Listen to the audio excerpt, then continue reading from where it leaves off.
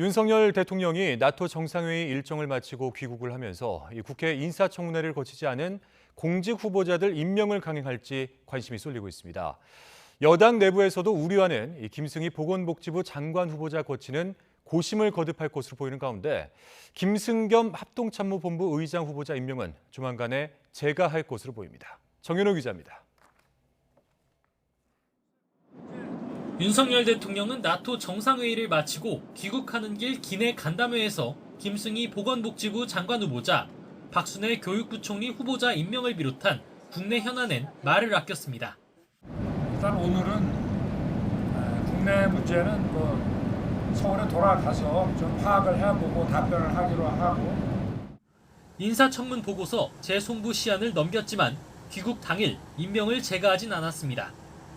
특히 김승희 후보자에 대해선 중앙선관위가 국회의원 시절 정치자금 유용 의혹 수사를 검찰에 의뢰하자 여당에서도 강한 우려가 나오는 것을 고려한 것으로 보입니다.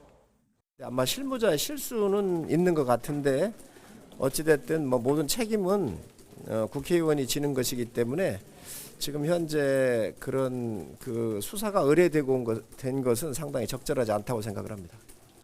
민주당은 두 후보자와 관련해 인사 대참사로 국민의 인내심을 시험한다며 자진 사퇴하거나 윤 대통령이 지명을 철회해야 한다고 연일 공세를 이어갔습니다.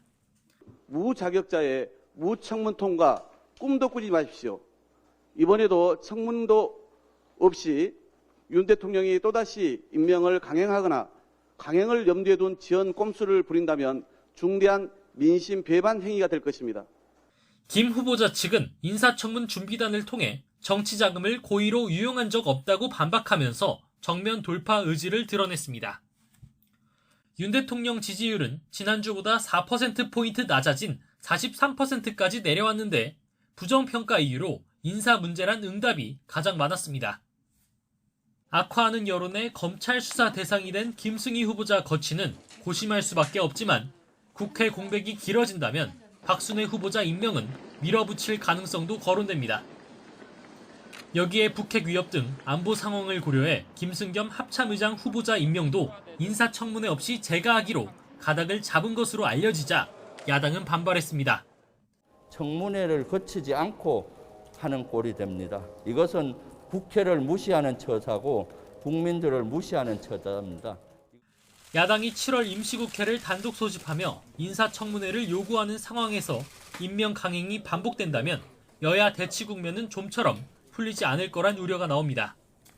YTN 정현우입니다.